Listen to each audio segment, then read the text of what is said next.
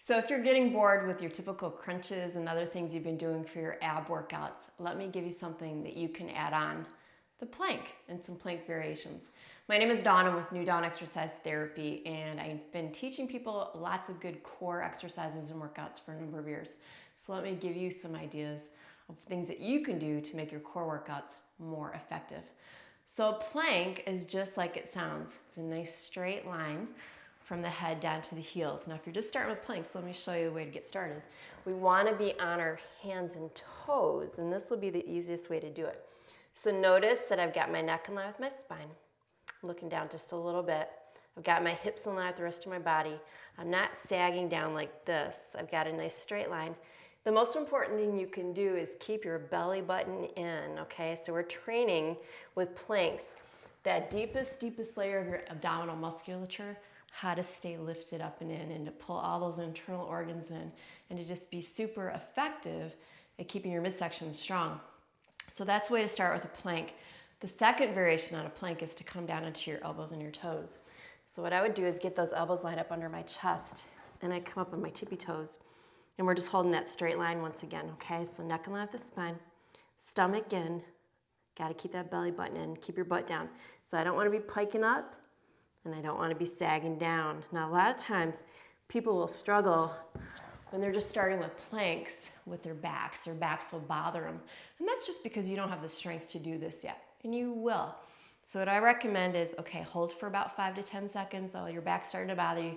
Drop down to your thighs and knees just for a couple seconds, rest, come back up and keep holding that plank. So if I told you a 30-second plank and you can't do that yet, maybe you can do a series of 10 seconds kind of back to back, okay, until you get that back stronger. So think about that. I know a lot of times we'll read it, people will say, oh, I do a 4-minute plank or a 5-minute plank. And to me, that's kind of a waste of time. That doesn't transfer over to me, for me, into real life. I like to do a plank for about a minute, maybe a minute and a half, move on to some of my other ab exercises, come back and do that plank hold, okay? So don't think about, I'm just gonna hold a super crazy long plank and that does you a lot of good.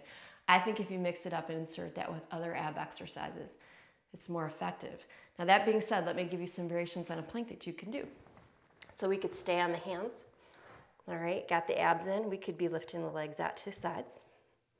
So you could do about 10 to 20 of those. You could also put one set of toes on top of one foot and the other. Again, we want to keep everything nice and still. Don't pike up those hips or sag down your back. Another way is to step in your toes, coming in towards that elbow and hand, trying to keep the hips down, okay? So that's another way to change it up. Now, if you want to do some of the variations down on your elbows, let me show you some. You could come down on the elbows, get that nice strong plank. We could still tap the toes up. Maybe instead of that, we're going to lift the leg and hold. Come in, lift the other leg and hold. So you do that X number of times, maybe about 12 to 16. You could also rotate your hips, so a little hip drop on one side, little hip drop on the other. What I like about this is it starts to get into more of the sides of the abdomen, getting the obliques involved, getting some of those rotators in your back. And again, that's a really small rotation, so we don't need a lot of tilt. They're just little tiny ones, will be enough to do the job. Side planks, that's another option that you could do. You can stack your feet, have your elbow right under your shoulder, and you just lift up. So you'd hold that. Now if you're just starting, you might want the top hand for some support. You could also bring it up, and that makes it a little bit harder, okay? So we would want to do both sides. That's so important. So maybe you're just doing holds. Maybe you're starting out with maybe a 10-second hold right now. But we'd hold that up there. Top hand here. Some things to keep in mind. Still holding the abs in.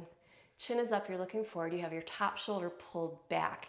And if you want some variety, what we could do is little teeny lifts up like that, okay? I call it repping the plank. So if you do a set on this side, obviously, you want to do a set on the other side. So you go back and forth. Maybe 10 reps there, 10 on the other side, go back and forth. Maybe 2 or 3 times, it's super effective. One more variation that you could do on your side plank. Keeping your feet stacked, and I love this one too.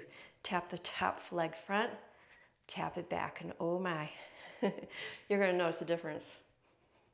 Okay, so that's another way to make the plank just a little bit different. So again, sticking in some variety, starting with a short duration, building up, maybe a minute, maybe 2 minutes, that's cool, but then be doing some other things too for your abs. And I think that's gonna be just a great variety for your core workouts. So that's it. This is the last installment of my exercise basics. Please do get in touch with me if I can help you out with anything. It would be a privilege. And I will talk to you again soon.